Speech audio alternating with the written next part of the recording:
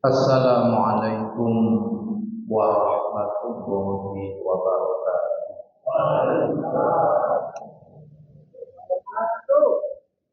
Bismillahirrahmanirrahim. Alhamdulillahil qail. A'udzu billahi minasyaitonir rajim. Bismillahirrahmanirrahim. Syahrul Ramadan alladzi unzila fihi al-Qur'an hudan lin-nas wa bayyinatin minal huda wal furqan. Al-ayat Sadaqallahul Azim. Asyhadu an la ilaha illallah wahdahu la syarika lah wa asyhadu anna Muhammadan abduhu wa rasuluh la nabiyya wa rasulah ba'da. Allahumma shalli wa sallim wa barik ala sayyidina wa maulana Muhammadin wa ala alihi wa sahbihi wa man wala. La haula wa la quwwata illa billahil azim. Para jamaah, para bapak ibu sekalian, rahimakumullah. Kita bersyukur kepada Allah. Tanpa terasa malam ini kita sudah sampai pada malam yang ke-17 Ramadan, yang berarti malam diturunkannya Al-Qur'anul Karim melalui malaikat Jibril kepada baginda Rasulullah.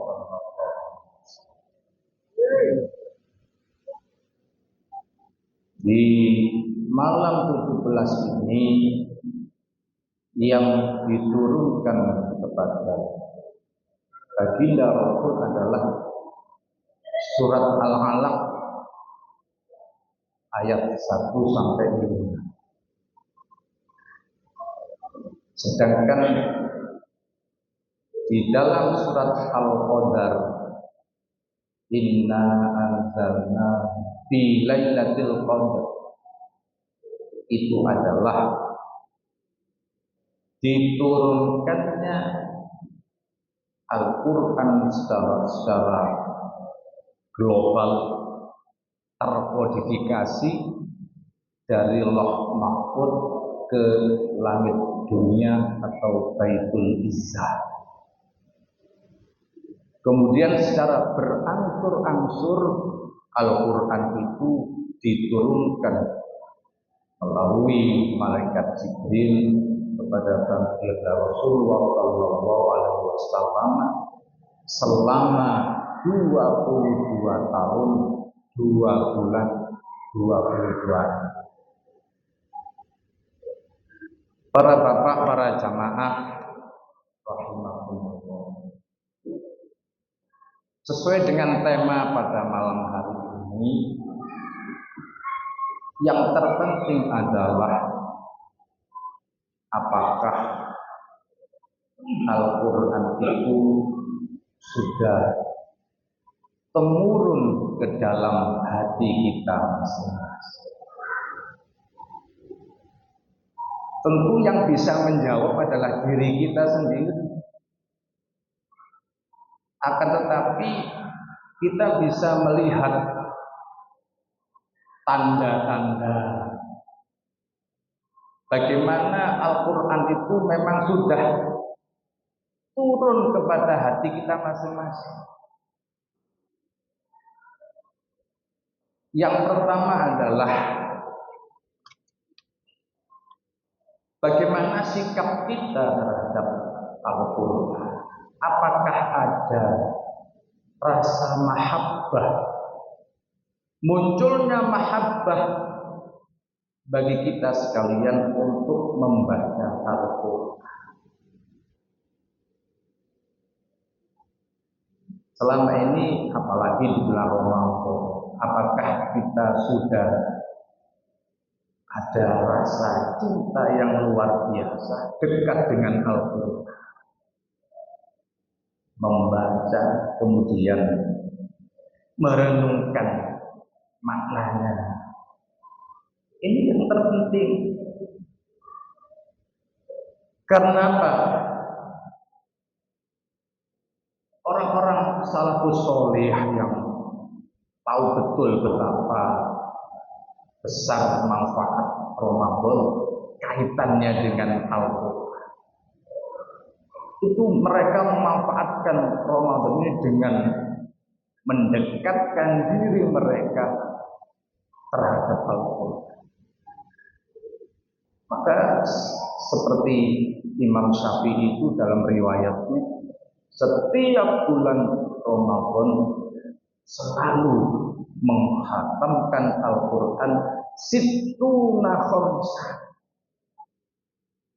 60 kali hatam. Berarti tiap hari beliau menghatamkan 2 kali hatam. Kita sudah hatam berapa? Ini pertanyaannya. Kalau mahabbah itu memang luar biasa muncul dalam diri kita, pasti kita itu akan senang dekat dengan Al-Quran. Senang dekat dengan Al-Quran, pertama tentu harus dibuktikan dengan selalu membaca. Kalau tidak bisa membaca, senang mendengarkan. Apa ada getaran dalam hati kita? Wah, aku gak tapi esok mau corek, aku ngerungok. Makanya Kanjeng Nabi kan latih menyampaikan kepada kita, kun alimah, au muta'allimah, au mustami'an, au muhibban. Jadilah Anda itu mengerti dalam hati ini, bisa baca Al-Quran. Kalau tidak bisa, belajar. Kalau belajar kemungkinan masih perlu waktu, cukup jadilah orang yang mendengarkan, ikut nimbrung dalam tadarus. Kalau seperti itu mungkin karena sibuknya ada janji dan sebagainya, ada kegiatan yang harus diselesaikan. Jadilah al-muhibban, jadi orang yang senang. Ada orang baca Quran senang, ada orang kumpul-kumpul darusan senang. Nah, biasanya nek seneng iku ya gak mek seneng tok. Jaminane peluang. Terus aku gak iso melok darus wis iki ae digawe. Jaminannya itu baru ada getaran dalam hati kita. Wala takun khamsan, wala takun khomisan, jangan Anda menjadi orang yang kelima. Fatahdik. Kalau Anda menjadi orang yang kelima, rusak Anda. Fatahdik, maka rusaklah Anda. Wis gak iso maca, wis gak gelem belajar, wis gak gelem ngrungokno, wis gak seneng blas. Ono speaker harus iki lho. Kuping panas. Tapi ini ngeriki mboten enten beberapa daerah sing ono speaker hataman kuping panas enten. Nek ngeriki nggih mboten kathah lan enten. Insyaallah mboten enten. Itu pertama. Yang kedua, tentu